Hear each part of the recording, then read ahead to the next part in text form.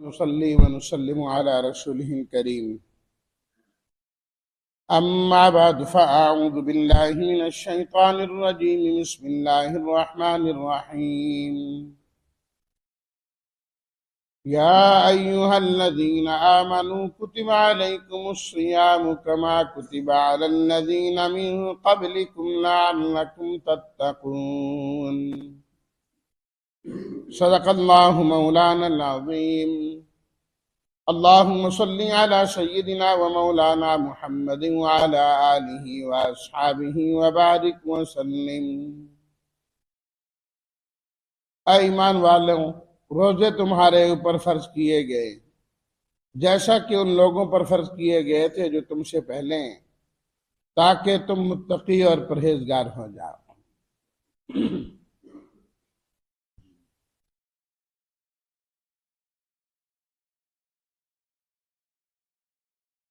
سورہ البقرہ کی آیت نمبر 183 ہے،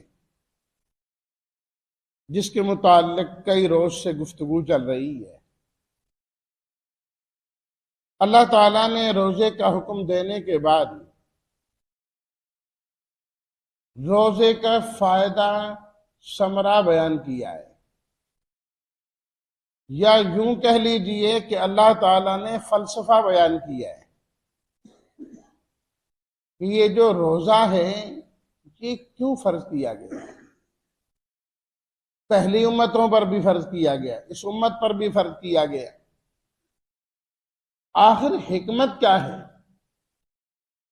کس وجہ سے یہ روزہ فرض ہوا؟ تو اس کے لیے اللہ تعالیٰ نے اس رکوع کے اندر مختلف چیزیں ذکر کی، تاکہ یہ ہو جائے، تاکہ یہ ہو جائے، تاکہ یہ۔ سب سے پہلی چیز بیان فرمائی لعلکم تتقون، لعلکم تتقون، تاکہ تم متقی بن جاؤ، تقوی والے بن جاؤ۔ اور تقوی بھی ایک ایسی چیز ہے جس کے بارے میں اللہ تعالیٰ نے سورہ النساء کے اندر فرمایا وَلَقَدْ وَصَّيْنَا الَّذِينَ أُوتُوا الْكِتَابَ مِنْ قَبْلِكُمْ وَإِيَّاكُمْ أَنِ اتَّقُوا اللَّهَ، کہ تحقیق ہم نے تمہیں بھی اور تم سے پہلے والے لوگوں کو بھی تقوی اختیار کرنے کا حکم دیا۔ تو جس طرح روزہ بھی پہلوں کے اندر رہا اور اس امت میں بھی ہے، مقصد اس روزے کا جو تقوی ہے، اس تقوی کا حکم اللہ نے پہلی امتوں کو بھی دیا اور اس امت کو بھی دیا۔ ہر امت کو اللہ تعالیٰ نے تقوی کا حکم دیا، تقوی کا حکم دیا اللہ تعالیٰ۔ اور ایک روایت میں ہے کہ آپ نے فرمایا اوصیکم بتقوی اللہ فإن التقوی ملاک الحسنات، کہ میں تمہیں تقوی کا حکم دیتا ہوں۔ جو تقوی ہے یہ تمام نیکیوں کی جڑ اور بنیاد ہے۔ تمام نیکیوں کی جو جڑ ہے اور جو بنیاد ہے نا، وہ تقوی ہے، وہ تقوی ہے۔ یہی وجہ ہے کہ اللہ تعالیٰ نے جتنی بھی عبادات بیان فرمائیں، مقصد ان کا تقوی ہی بیان کیا ہے۔ اس کے بعد اللہ تعالیٰ نے حج کا ذکر کیا، وہاں پر بھی تقوی کا ذکر ہے۔ رمضان کے بعد قربانی کا موقع آتا ہے، وہاں بھی اللہ نے یہی فرمایا لن ینال اللہ لحومها ولا دماؤها ولکن ینالہ التقوی منکم۔ اللہ تعالیٰ کو تمہارے ان جانوروں کے گوشت کی ضرورت بھی نہیں ہے، خون کی ضرورت بھی نہیں ہے، اللہ کو تو تقوی پہنچتا ہے۔ بتاتا ہوں، تقویٰ پہنچتا ہے اللہ کے۔ اب اتنی چیزیں جو ہیں، تمام کا مقصد تقویٰ ہے۔ تقویٰ تو کسی ایک چیز سے بھی حاصل ہو سکتا ہے، تو کسی ایک چیز کا حکم دے دیا جاتا، لیکن اللہ تعالیٰ نے مختلف چیزوں کا حکم دیا۔ وجہ اس کی یہ ہے کہ انسانی خواہشات، ترغیبات قدم قدم پر ہیں، قدم قدم پر ہیں۔ جب قدم قدم پر انسان اپنی خواہشات کا غلام بن سکتا ہے، دنیا کی مرغوب چیزوں کے پیچھے چل پڑتا ہے، ایک موڑ سے چوک سے گزرا، اگلی میں پھر دنیا کی کوئی خواہش کھڑی ہو جائے، وہاں سے گزرا، آگے پھر کوئی اور چیز آ جائے۔ تو چونکہ قدم قدم پر انسان کو اللہ کے دروازے سے ہٹانے والی چیزیں موجود ہیں، کہیں بھی انسان ادھر ادھر ہو سکتا ہے، تو اللہ رب العزت نے انسان کو راہ راست سے ہٹانے کے جو قدم قدم پر اسباب تھے، ان کے سد باب کے لیے اللہ نے تقوی کے بھی مختلف چیزیں ارشاد فرما دی، مختلف چیزیں کہ یہ چیز اختیار کرو، پھر تم راہ راست سے ہٹنے سے بچ جاؤ، یہ اختیار کرو پھر بچ جاؤ گے۔ اس دوران انسان کی کتنی خواہشات آ جاتی ہیں۔ 5 نمازیں دن میں پڑھتے ہیں، اگر یہ 5 نمازیں انسان نہ پڑھے تو دن میں کتنی خواہشات کا انسان غلام بن جائے۔ یہ تو اللہ کی طرف سے مہربانی ہے نا کہ یہ 5 وقت انسان کو اس کے اپنے کام سے روک کے اللہ ادھر بلا لیتے ہیں، کہ ابھی فجر سے لے کر ظہر تک کتنا وقت اللہ تعالیٰ نے دیا، پتہ نہیں انسان کیا کیا خیالات بناتا ہے اور خیالی چیزیں بنا، یوں کرتا ہوں، یہ کرتا ہوں، وہ کرتا ہوں، اللہ سے دور جا سکتا ہے۔ اللہ تعالیٰ کہتے ہیں اللہ اکبر، اللہ ادھر آ جائے، ادھر آ جائے۔ جب انسان نے وضو کیا، طہارت حاصل کی، نماز کے لیے آیا، سجدہ ریز ہوا، مسجد میں پہنچا، ماحول میں پہنچا، آدھے خیالات، توہمات اور یہ چیزیں تو ویسے دفع ہو جاتی، جان چھوڑ جاتی۔ پھر جاتا ہے ادھر ادھر ہونے لگتا ہے، اللہ پھر بلا لیتے ہیں، ادھر ادھر ادھر ادھر آ جائے۔ پھر نماز کے لیے عصر، مغرب، عشاء، دن بھر اس کی صفائی ہوتی رہتی، دن بھر اس کی صفائی ہوتی رہتی ہے۔ یہ بار بار صفائی کا ہونا کہ انسان کے اندر کا گند نکل جائے، اسی کو تقویٰ کہا جاتا ہے، کہ انسان کے اندر برے خیالات نہ ہوں، وساوس نہ ہوں، گناہ کی خواہش نہ ہو، گناہ کی طرف میلان نہ ہو، ادھر متوجہ ہونا نہ ہو، ان تمام چیزوں سے روک دینا اور اللہ اپنی طرف بلا لے، اس کو تقویٰ کہا جاتا ہے۔ بعض خیالات ایسے بھی ہوتے ہیں کہ جو انسان کے نماز پڑھنے سے بھی نہیں جاتے، وہ زیادہ کھانے سے، زیادہ پینے سے، ان چیزوں سے انسان کے اندر وہ چیزیں پیدا ہو رہی ہوتی۔ اللہ تعالیٰ فرماتے ہیں اچھا پھر 1 مہینے کے رکھو نا روزے، تاکہ ان خیالات سے بھی جان چھوڑے۔ نماز پڑھتے ہوئے بھی تو انسان کتنے خیالات میں ہوتا ہے، باقی کاموں میں ہوتا ہے، تو جب بھوک پیاس اور یہ چیزیں بھی ساتھ لگ جاتی ہیں تو بہت ساری چیزوں سے انسان یہاں بچ جاتا ہے۔ بہت ساری خواہشات انسان کی ہوتی ہیں مال کی وجہ سے، دولت کی وجہ سے، کہ مال و دولت ہے تو وہ چیزیں ہیں، مال و دولت نہ ہوتی تو یہ چیزیں بھی اس کے اندر نہ ہوتی۔ فرمایا زکوٰۃ دے دے، جب زکوٰۃ دے گا تو وہ چیزیں نکل جاتی۔ بہت سارے خیالات، خواہشات اور ایسی چیزیں وہ انسان میں پیدا ہوتی ہیں زبان کی بنیاد پر۔ ہم جی ایک زبان والے ہیں، ہم آپس میں بھائی بھائی ہیں، کسی دوسرے کو کچھ نہیں سمجھتے۔ ایک ملک کے رہنے والے اپنے آپ میں کٹھے ہیں، دوسرے کو اپنے جیسا نہیں سمجھتے۔ یہ دنیا کے اندر زبان کی بنیاد پر وجود میں آنے والی جماعتیں بھی ہیں کہ نہیں ہیں؟ لیکن یہ تو اسلام کے مزاج کے خلاف ہے یہ چیز۔ اللہ اکبر۔ تو اللہ تعالیٰ نے حج کے ذریعے سے جو تقوی رکھا ہے اس میں اس چیز کا علاج ہوتا ہے۔ نہ عربی، نہ اجمی، نہ کالا، نہ گورا، نہ چٹا، نہ مالدار، نہ امیر، نہ غریب، فرمایا سب برابر ہوتا ہے۔ یہ کیا تم نے خواہشات اپنے اندر پال لی؟ سب ایک ہو، سب ایک جیسے، کوئی فرق نہیں ہے۔ تو اس لیے اللہ تعالی نے مختلف چیزوں کے اندر تقوی رکھا ہے۔ تقوی کا لفظی معنی کیا ہوتا ہے؟ بچ جانا، بچنا، بچنا۔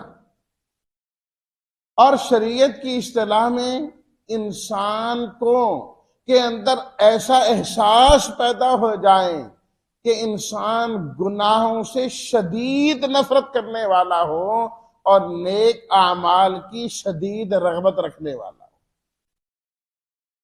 نیک اعمال کی شدید رغبت پیدا ہو جائے اور بری چیزوں سے شدید نفرت پیدا ہو جائے، یہ تقوی ہے۔ کسی چیز سے محبت کرنا اور رغبت رکھنا، کسی چیز سے نفرت کرنا، ان دونوں کا تعلق انسان کے دل کے ساتھ ہے۔ محبت بھی دل میں ہوتی ہے اور نفرت بھی انسان کی دل میں ہوتی ہے، دل کے ساتھ اس کا تعلق ہے۔ اس لیے تو نبی کریم صلی اللہ علیہ وسلم نے تقوی کا ذکر کرتے ہوئے اپنے سینے کی طرف اشارہ کیا، فرمایا التقوی ہاہنا، التقوی ہاہنا، التقوی ہاہنا۔ 3 مرتبہ آپ نے فرمایا تقوی یہاں ہوتا، تقوی یہاں ہوتا، تقوی یہاں ہوتا ہے کہ انسان کے دل کے اندر یہ چیز بیٹھ جائے کہ میں نے یہ کام کرنا ہے۔ انسان کے دل کے اندر گناہ کی نفرت پیدا ہو جائے کہ گناہ کی طرف جائے ہی نہ، اس سے بچنے والا بن جائے، یہ تقوی ہے،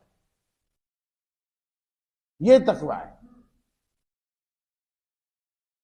تو مختلف عبادات میں اس لیے رکھا گیا تقوی، تاکہ مختلف چیزوں سے انسان کو یہ عادت پڑے، مختلف چیزوں سے اس چیز کی عادت پڑے انسان کو کہ یہ گناہ سے نفرت کرنے والا بنے، اور جن وجوہات سے گناہ پیدا ہوتے ہیں انسان میں، انسان ان وجوہات سے بچنے والا، ان سے دور رہنے والا۔ خواہشات کی غلامی ہی انسان کو جہنم میں لے کے جاتی۔ نبی کریم صلی اللہ علیہ وسلم نے ارشاد فرمایا کہ رب العالمین نے جب جنت کو اور جہنم کو بنایا، موجود ہے، جنت بھی موجود ہے، جہنم بھی موجود ہے، کہاں ہیں ہمیں پتہ نہیں، اللہ کی کائنات بہت بڑی۔ یہ تو جو موجودہ زمین ہے ابھی تک انسان اس کی تحقیق نہیں کر پایا، اور پھر نبی کریم صلی اللہ علیہ وسلم اس جنت کو دیکھ کے آئے تو فرمایا کہ جب اللہ تعالیٰ نے یہ جنت بنائی اور پیدا کی تو جبریل امین سے فرمایا، جبریل امین جاؤ ذرا جنت کو اور جہنم کو دیکھ کے آؤ۔ جبریل امین گئے، جنت دیکھی، اس کی نعمتیں دیکھی، سبزہ دیکھا، زمین دیکھی، چلتی نہریں دیکھی، دودھ کی شہد کی نہریں دیکھی، اور ادھر جہنم کو دیکھا، بھڑکتی آگ کو دیکھا، سانپ اور بچھوؤں کو دیکھا، اس میں ساری چیزیں۔ عرض کرنے لگے رب العالمین جس کو بھی پتہ لگے گا نا وہ جنت میں جائے گا، جہنم میں کوئی نہیں جائے گا۔ جہنم میں کون جائے گا؟ سب نے جنت میں ہی جانا ہے۔ اچھا، پھر اللہ تعالیٰ نے جو جنت ہے اس کے ارد گرد ایسی چیزیں رکھ دیں جنہیں انسانی طبیعت عام طور پر پسند نہیں کرتی، مشکلات کے ساتھ گھیر دیا اس جنت کہ جس نے جنت میں جانا ہے وہ ان مشکلات سے گزر کے جائے گا۔ اسے خواہشات کی قربانی دینا ہوگی، مال کی قربانی دینا ہوگی، جان کی قربانی دینا ہوگی، نیند کی قربانی دینا ہوگی، یہ ساری چیزیں قربان کرنا ہوں گی، پھر جنت ملے گی۔ حجبت الجنت بالمکارہ، اور جو جہنم ہے اللہ تعالیٰ نے اس کو خواہشات کے ساتھ ڈھانپ دیا۔ وحجبت النار بالشہوات، مرغوب چیزیں کہ انسان اپنے دل کی پسندیدہ چیز کو اختیار کر لے، جو چاہت آ رہی ہے اس کو اپنا لے، اس کو لے لیں، اس کو لے گا تو جہنم میں جائے۔ اچھی اچھی مرغوب چیزیں وہ جہنم کے ارد گرد، اور جو مشکلات ہیں وہ جنت کے ارد گرد۔ جبریل امین ہاں جی اب ذرا ایک وزٹ اور کرو، ایک وزٹ اور کرو جا کے، پھر دیکھ کے آؤں۔ اب جبریل امین گئے، دیکھا ہے جنت اور باہر مشکلات ہیں، اوہو ہو ساری قربانی ہے، حتیٰ کہ جان کی قربانی بھی، شہادت تک کی بات بھی ہے، سچے آدمی کے لیے جیلیں بھی ہیں، بڑا کچھ ہے۔ اوہو ہو جہنم کی طرف گئے، ادھر تو سب مرغوبات شہوات۔ عرض کرنے لگے رب العالمین اب سارے جہنم میں جائیں، اللہ ماشاء اللہ ہے جو جنت میں جائے، کیونکہ مرغوب چیزیں، پسندیدہ چیزیں وہ تو ساری ادھر ہیں، جہنم کے ارد گرد ہے، کہ جو ادھر جائے گا بس ادھر ہی پکڑا جائے گا، پھر ادھر ہی جائے گا اندر۔ تو جب مرغوبات، خواہشات اتنی زیادہ تو اللہ تعالی نے ان چیزوں سے روکنے کے لیے عبادات جو تقوی والی ہیں وہ بھی اتنی زیادہ رکھ دی، وہ عبادات بھی اتنی زیادہ رکھ دی۔ یہ کرو کچھ تقوی تمہیں ادھر سے مل جائے گا، یہ کرو کچھ ادھر سے مل جائے گا، یہ کرو کچھ ادھر سے مل جائے گا، یہ کرو کچھ ادھر سے مل جائے گا۔ جب تم ان عبادات کے اندر آؤ گے، کسی کو نماز کی محبت بڑی ہو جائے گی، کسی کو روزے کی محبت بڑی ہو جائے گی، کسی کو تلاوت قرآن کی محبت بہت زیادہ ہو جائے گی۔ ہر ایک کسی نہ کسی عبادت کے اندر ایسا مصروف ہوگا کہ وہ جہنمیوں والے اعمال سے بچنے والا بن جائے، کہیں نہ کہیں تو لگا رہے گا۔ اس لیے اللہ نے تقوی روزے کا بھی مقصد بیان کیا، اور دیگر عبادات کا مقصد بھی تقوی کو بیان فرمایا ہے، تقوی کو بیان فرمایا کہ کسی طریقے سے انسان جنت میں جانے والا اور جہنم سے بچنے والا، نیکیاں کرنے والا اور گناہ سے نفرت کرنے والا، یہ تقوی ہے۔ اور پھر جو تقوی کا خاص تعلق ہے وہ روزے کے ساتھ بہت زیادہ ہے، روزے کے ساتھ بہت زیادہ ہے، اس لیے کہ انسان کو دن بھر اس چیز کا احساس رہتا ہے کہ میرا اللہ مجھے دیکھ رہا ہے، میرا اللہ مجھے دیکھ رہا ہے۔ تنہا ہوتا ہے، الگ ہوتا ہے، کوئی دیکھ تو نہیں رہا، وہاں کوئی چیز کھانا چاہے تو کھا سکتا ہے، پینا چاہے تو پی سکتا ہے، لیکن انسان نہیں کھاتا نہیں پیتا، کیوں؟ میرا اللہ مجھے دیکھ رہا ہے، میرا اللہ مجھے دیکھ رہا ہے۔ جبکہ وہ پانی جو اس کے سامنے ہے وہ کوئی حرام نہیں ہے، وہ کھانے کی چیز جو وہاں پر موجود ہے وہ کوئی حرام نہیں ہے، حلال کھانے پینے کی چیزیں موجود ہیں، لیکن ان کو نہیں استعمال کر رہا، اس لیے کہ میرے اللہ نے مجھے منع کیا ہے۔ اللہ کے کہنے پر اس نے حلال چیزوں کو ترک کر دیا، حلال چیزوں کو چھوڑ دیا، اور ادھر کتنے برے اعمال ہیں جو انسان سے شیطان کرواتا ہے، شیطان کراتا ہے۔ اللہ رمضان میں اس شیطان کو بھی قید کر دیتے ہیں کہ اب وہ تو گیا جو تو اپنی خواہشات کی وجہ سے کام کر رہا تھا، وہ خواہشات رمضان کی عبادات سے اور روزے سے ان کو ختم کر، اپنے آپ کو اس کا عادی بنا، تو لہٰذا وہ رات کو بھی گناہ سے بچنے کی کوشش کرتا ہے، کہتے ہیں یار دن کو روزہ رکھا، اب یہ غلط کام کروں، چھوڑو اس بات کو نہیں کرو۔ اس طرح عملی طور پر اس کو ایک مہینہ مشق کرائی جاتی ہے، دن رات دن رات دن رات دن رات، عملی مشق چل رہی ہے چلتی جا رہی ہے۔